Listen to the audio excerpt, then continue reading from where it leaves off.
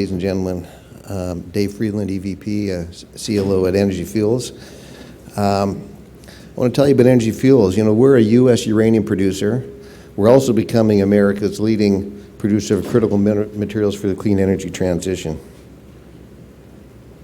How do I turn this? Which one?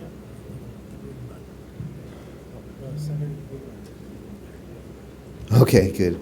I'll be making some forward-looking statements. Basically, anything that's not a historical fact is forward-looking. You can see our disclaimers on our website. Energy Fuels is the leading U.S. producer of uranium. Over the last 5 years, we've been producing the most uranium. Over the last 25 years, we've been the second largest next to Cameco.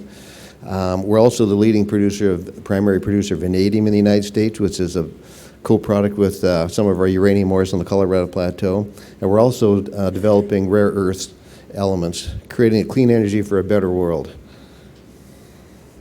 This just gives you an idea of the breadth of the stuff we're producing. You can see uranium and vanadium, that's our historical production. The green are the rare earth elements that we're producing.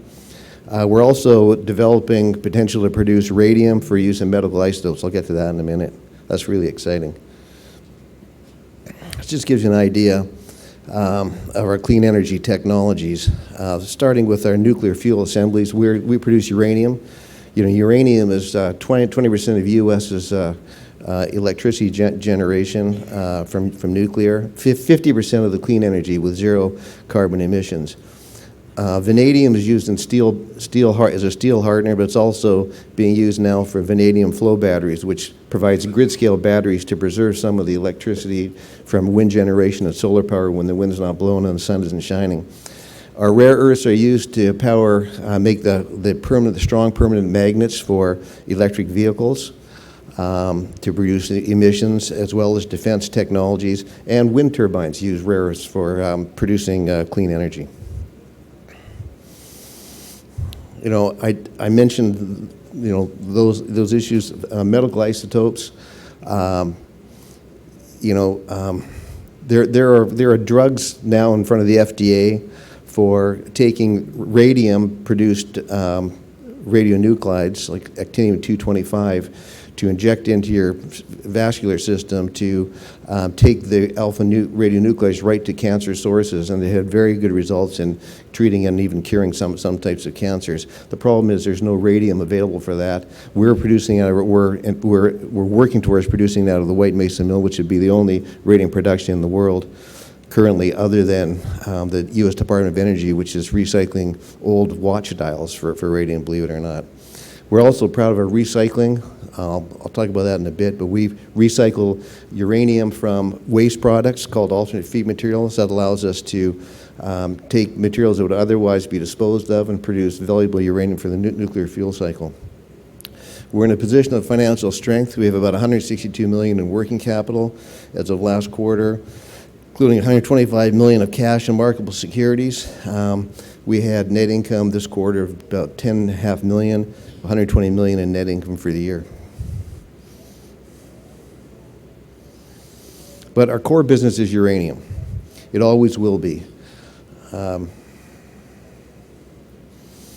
you can see our main assets. The White Mesa Mill in the top left corner, that's our marquee asset. That has a production capacity of about 8 million pounds of uranium a year, but that also allows us to produce vanadium, rare earth elements, and radium potentially for medical isotopes. Very versatile facility. We've got the Nichols Ranch ISR project in Wyoming on standby. That's capable of producing about 2 million pounds per year. The Pinyon Plain mine in Arizona is the highest grade uranium mine in the United States.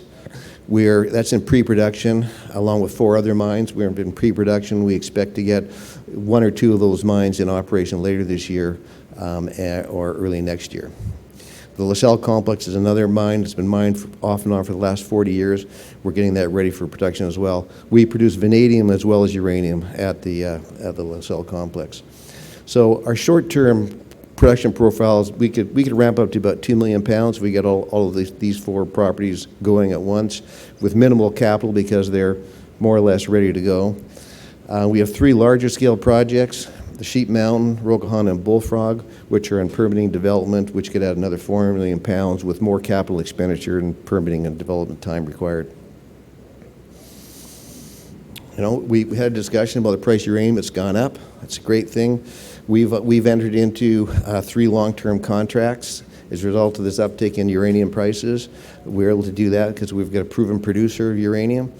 Those contracts have a base quantity of 3 million pounds delivered over the next 8 years, up to a total of 3.8 million pounds of deliveries if all options are exercised by the utilities.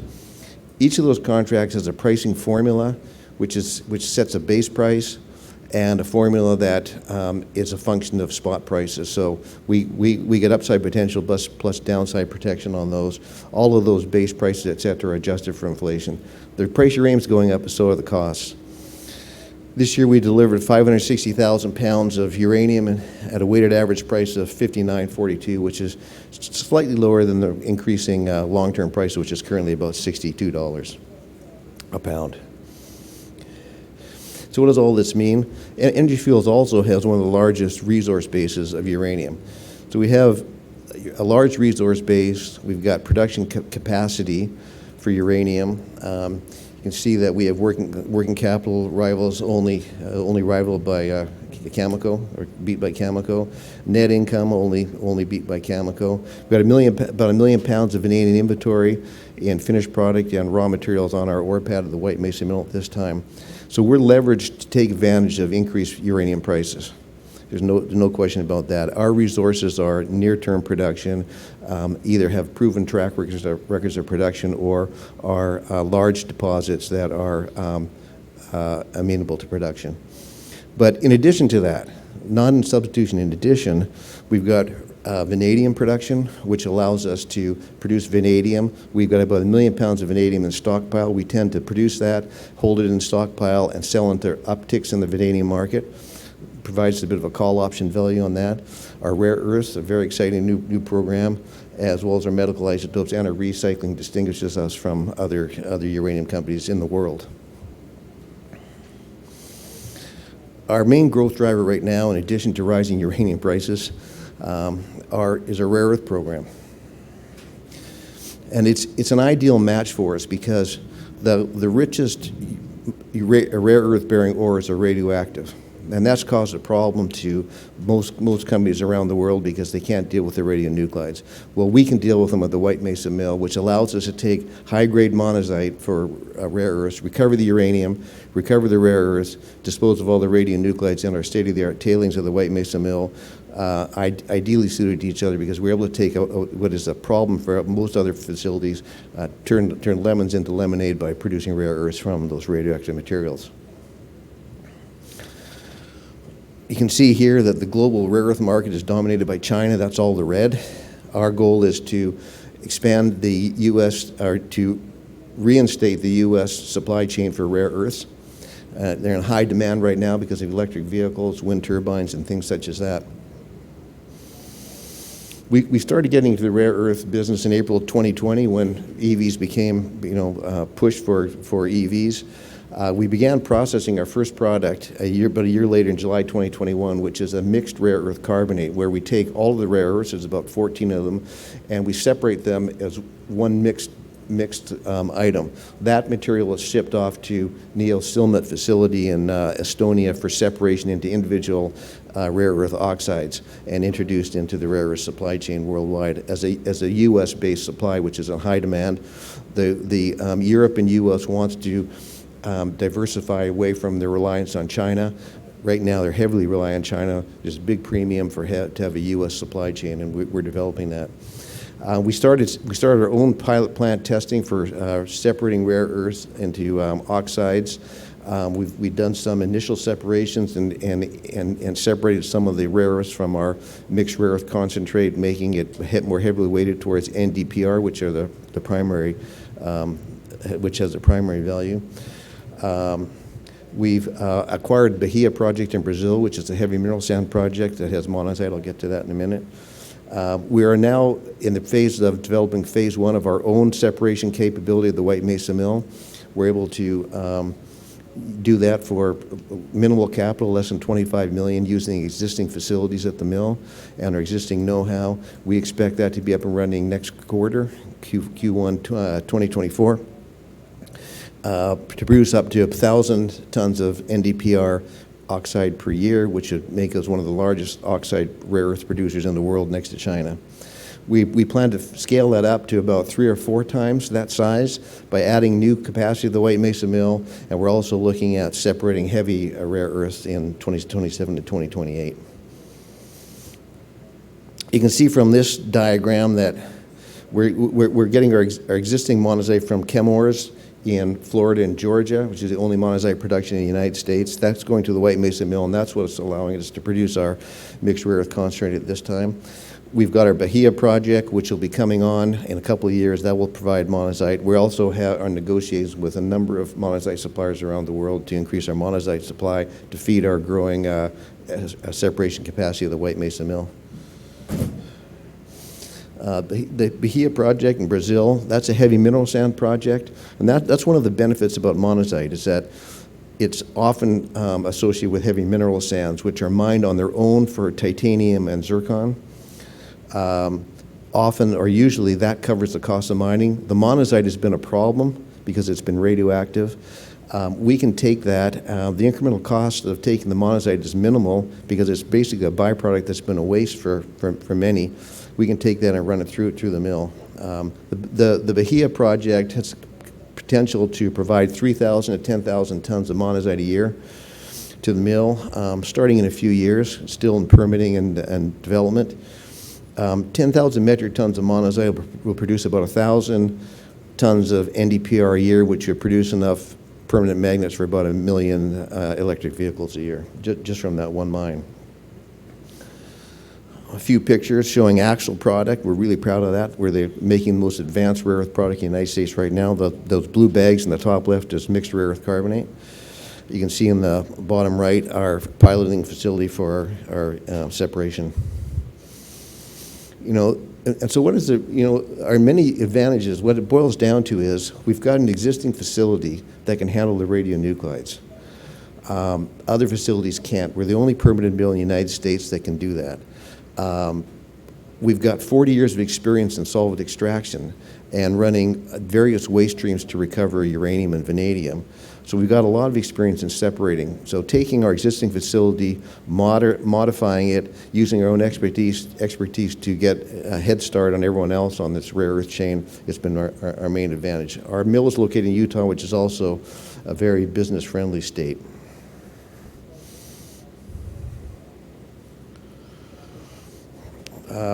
This just basically shows you that monazite, the basket value of the monazite we're currently producing is over $13,000 a ton.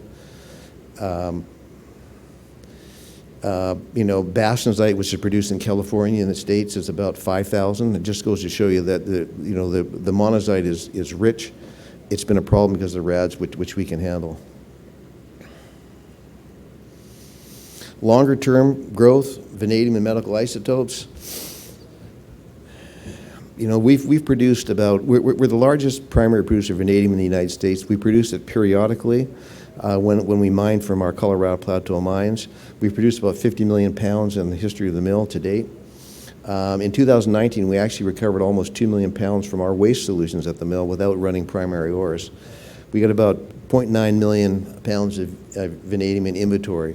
Usually when vanadium is produced, it's not produced, it's produced as a byproduct of uranium production. If the price of vanadium is low at the time it's produced, we hang on to it, inventory it, and we sell into an uptick. We sold about 80,000 pounds just recently at $10.98 a pound. The current price is about $6.98. So we'll just hang on and we'll clip the peaks of the vanadium market. We can quickly recover another 1 to 3 million pounds of vanadium from our tailing solutions. Medical isotopes, I've already talked about that. It's a very exciting program. Recycling the community. ESG issues are extremely important to us, and we're ideally situated to be able to, make that story. Uranium, zero carbon emissions. That's one of the main elements of a green strategy. Rare earths, critical for electric vehicles, wind turbines. Vanadium, grid-scale batteries, medical isotopes, saving lives. Recycling. We're very proud of this as well because the White Mesa Mill is the only facility in the world that processes radioactive waste for the recovery of commercial uranium. Over the history of the mill, we've recovered about 6 million pounds of uranium. That amount of uranium, when converted to electricity, would displace an amount of coal that, if put in one train, would stretch, a single train filled with coal would stretch from Los Angeles to New York City and almost all the way back again. All that uranium would have been lost to direct disposal without the White Mesa Mill. That, by the way, saves about it displaces as much CO2 emissions as the country of Sweden for a year and a half, the whole country of Sweden, all from our recycling program. So that's something we're very proud of. Our recent vanadium recycling program, we've recovered about 2 million pounds of vanadium. When converted to steel girders, that'd make about 4.5 Golden Gate bridges, all of which would have been lost to disposal. Very proud of that. Community outreach, also, we're proud of this. We set up the San Juan County Clean Energy Foundation, which is the area around the White Mesa Mill. A few years ago, we funded it with $1 million. We committed to put in 1% of our revenues from the mill. We've granted about $270,000 worth of grants to date to support education, environment, health, wellness, etc. Very proud of that program. Financials, I think, how am I doing at time? Okay, I'm just about done. I mentioned we have a strong balance sheet, $162 million working capital, 0 debt, a lot of finished inventory that gives us ability to sell into markets when we're not into production.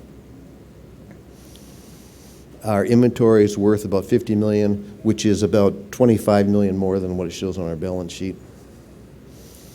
Our guidance focus, we plan to sell 560,000 pounds of uranium this year.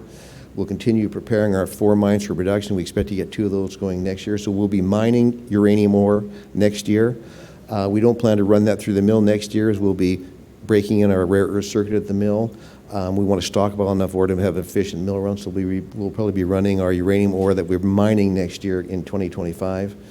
We'll continue to develop our rare earth separation facility and advance our project. We're also in the process of seeking rare earth offtakes from OEMs.